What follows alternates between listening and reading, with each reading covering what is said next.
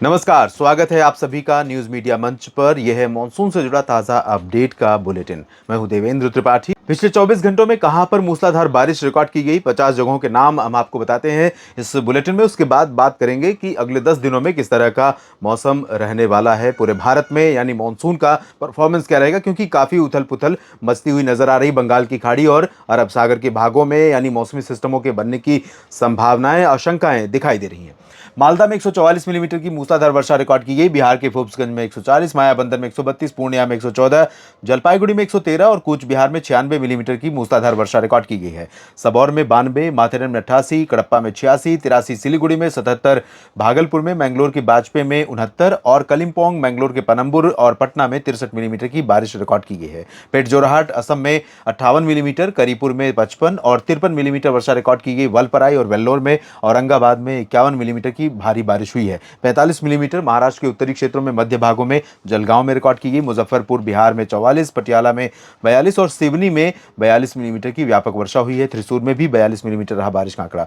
कोलकाता के अलीपुर और महाराष्ट्र के महाबलेश्वर में 40 मिलीमीटर, 38 मिलीमीटर बारिश हुई है। उत्तराखंड के पंतनगर में, दक्षिण पूर्वी क्षेत्र पासीघाट अरुणाचल के साथ साथ येरकाड में 37 मिलीमीटर वर्षा हुई है। बिलासपुर में 36 और 34 मिलीमीटर बारिश उत्तरी लखीमपुर विजयवाड़ा में रिकॉर्ड की गई है। 33 मिलीमीटर का आंकड़ा रहा है बारिश का वेलूर घाट और कार निकोबार में 32, डायमंड हार्बर में 31, ओंगोल में 30 और 28 मिलीमीटर बारिश दर्ज की गई है। गैंगटोक में, वडोदरा हवाई अड्डे पर 27 मिलीमीटर, कोझिकोड में 27, पेंड्रा रोड में 26 मिलीमीटर की बारिश दर्ज की गई है और साथ ही साथ पुणे, शोलापुर और ठाणे में भी 26 मिलीमीटर वर्षा हुई है। गोवा के पणजी में 25, तिरुवनंतपुरम में 25, 24 मिलीमीटर सुंदरगढ़, उना, लॉन्ग आइलैंड में 23 और अगरतला में 22 मिलीमीटर की व्यापक वर्षा दर्ज की गई है। और अब कैसा रहेगा अगले 10 दिनों के दौरान मॉनसून का प्रदर्शन देश भर में?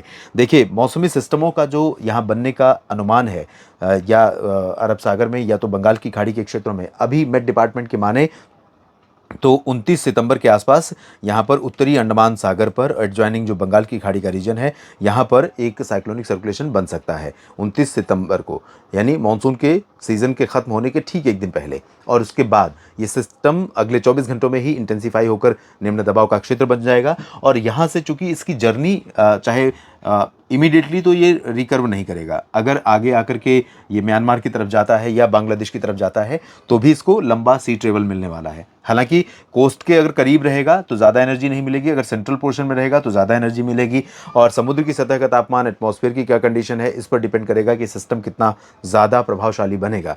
लेकिन इससे पहले मेट डिपार्टमेंट हो सकता है कि 25 सितंबर को दक्षिणी पश्चिमी राजस्थान के भागों से ये जो रीजन आप देख रहे हैं, यहाँ से मानसून के वापस लौटने की घोषणा कर सकता है। वजह यह है कि यहाँ पर एंटी साइक्लोनिक सर्कुलेशन का प्रेशर है और इससे ड्राई विंड्स यहाँ पर चलने लगी हैं, मौसम शुष्क बना हुआ है और मानसून के वापस लौटने के लिए जो कंडीशंस होती हैं उसको यहाँ पर मेट डिपार्टमेंट फेवरेबल मान रहा है।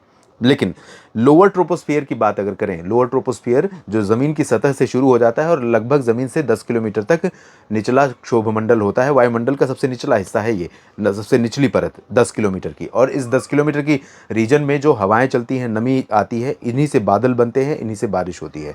और इस जगह पर अगर सतह की स्थिति देखें तो सतह पर अभी भी अरब सागर से हवाएं आ रही हैं जिसमें थोड़ी बहुत नमी दिख रही है।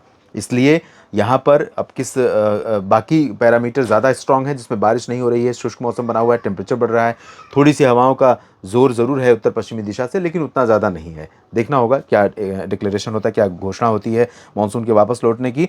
फिलहाल अगले 10 दिनों का अनुमान ये है। आप देखिए, इसमें पश्चिमी घाट पर और साथ ही साथ गुजरात के सौराष्ट्र और पूर्वी रीजन से लेकर केरल तक बहुत व्यापक वर्षा की संभावना है। तमिलनाडु और जो कर्नाटक का रीजन है या आंध्र प्रदेश और तेलंगाना का क्षेत्र है, साउथ पेनिनसुलर रीजन में, यहाँ पर बारिश होने की संभावना व्यापक नज़र आ रही है। महाराष्ट्र के बाकी भागों में भी बारिश की संभावनाएं हैं। विदर्भ, मराठवाड़ा, मध्य महाराष्ट्र में यहाँ पर तो अगले 3 दिनों के दौरान काफ़ी बारिश होने की संभावना दिखाई दे रही है।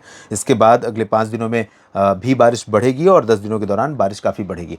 इसके साथ उत्तरी छत्तीसगढ़, उत्तरी ओडिशा, पूर्वी मध्य प्रदेश, पूरा का पूरा उत्तर प्रदेश, बिहार, झारखंड, पश्चिम बंगाल और दिल्ली से लेकर उत्तराखंड, हिमाचल और चंडीगढ़ समेत हरियाणा के कुछ भाग और पंजाब के कुछ भागों में बारिश होगी। पूर्वोत्तर भारत में ठीक ठाक बारिश होगी। तो अभी मानसून का समय खत्म होने से पहले मानसून कई जगहों पर एक्टिव रहेगा और जो अब 6% का अंतर रह गया है उसको हो सकता है इसको और ओवरकम करे, यानी 4% पर ले आए। अब से लेकर 6 दिन का समय बचा हुआ है। अगर 6 दिन में मानसून ने अच्छा परफॉर्म किया तो ये 4% पर आ सकता है और ये 4% इसको सामान्य की श्रेणी में ले जाएगा। तो इस पर धब्बा जो लगने वाला था कि मानसून कमज़ोर रहा, वो धब्बा हट जाएगा, वो दाग, वो कलंक हट जाएगा। ये अलग बात है कि किसानों को इस बारिश से या उसके इस कलंक के हटने से या उसे इस 2023 के मानसून के सामान्य मानसून कहे जाने से फ़ायदा नहीं होगा। आंकड़े भले संतोष दे सकते हैं, इतिहास में दर्ज हो जाएंगे। जब आगे एनालिसिस होगा, इस वर्ष का विश्लेषण होगा, स्टडी की जाएगी,